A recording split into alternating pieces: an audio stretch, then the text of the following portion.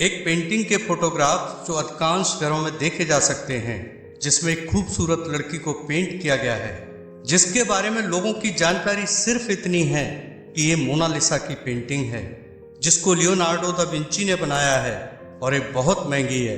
लेकिन ये इस पेंटिंग के बारे में सिर्फ छोटी सी जानकारी है। ये पेंटिंग अपने आप में कई रहस्य छुपाए हुए है, जिनको आज तक पूरी तरह से नहीं सुलझाया जा सका है। आज मैं आपके सामने मोनालिसा पेंटिंग के सभी सीक्रेट्स बताने जा रहा हूँ, जिसकी वजह से ये पेंटिंग वर्ल्ड फेमस है। मोनालिसा, जिसे ला जियोकोंडा भी कहा जाता है, इसको Italian painter Leonardo da Vinci ने आज से लगभग 500 साल पहले 1503 से 1517 के बीच बनाया था। लियोनार्डो दा विंची एक ऐसी वर्सेटाइल पर्सनालिटी थे जो एक पेंटर के साथ साथ इंजीनियर, साइंटिस्ट और इन्वेंटर भी थे। मोनालिसा पेंटिंग का वैल्यूएशन $1 बिलियन यानी लगभग 7,500 करोड़ रुपए के आसपास किया जा चुका है। मोनालिसा पेंटिंग के सीक्रेट्स में जो सबसे ज्यादा चौंकाने वाली बात है, वो है मोनालिसा की मुस्कान। एक ऐसी मुस्कान जो बहुत ही रहस्यमयी है, जिसको हम जितनी बार भी देखते हैं, हर बार एक नया अनुभव कराती है। कभी लगता है वो मुस्कुरा रही है, तो कभी लगता है वो उदास है। आखिर ऐसा क्यों होता है? साइंटिस्ट का मानना है कि लियोनार्डो दा विंची ने पेंटिंग में स्मोकिंग टेक्निक्स का यूज किया था, जिससे चेहरे पर हल्के हल्के शेड्स बनाए गए। इन शेड्स की वजह से ही देखने वाले का नजरिया बदलता है और इसी वजह से स्माइल के एक्सप्रेशन चेंज होते रहते हैं। मोनालिसा की आंखें भी एक रहस्य हैं। कई लोगों ने दावा किया है कि पेंटिंग की आंखें उनका पीछा करती हैं। हालांकि ये एक भ्रम है, जिसे आइज फॉलोइंग इल्यूजन कहा जाता है।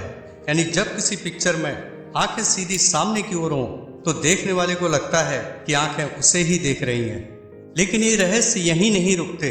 क्या आप जानते हैं कि मोनालिसा की पहचान आज तक पूरी तरह स्पष्ट नहीं हो पाई है।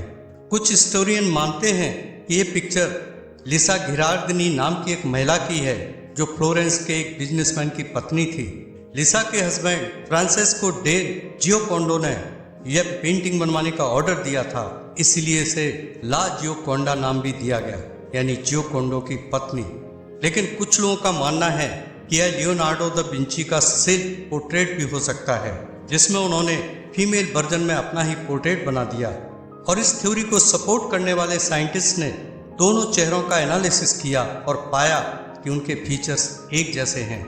इतना ही नहीं, मोनालिसा की पेंटिंग में छोटे छोटे डिटेल्स भी हैं, जो केवल माइक्रोस्कोप या हाई रेजोल्यूशन स्कैन से देखे जा सकते हैं। जैसे कि उसके आई पिपिल में एल भी लिखा गया है, जो संभवतः लियोनार्डो दा विंची के इनिशियल्स हैं। और पेंटिंग के बैकग्राउंड में दिख रहे पुल और रास्ते असली लोकेशन से मिलते जुलते हैं। 2004 में साइंटिस्ट ने इंफ्रारेड स्कैनिंग से पता लगाया कि इस पेंटिंग के नीचे एक और पेंटिंग छुपी है।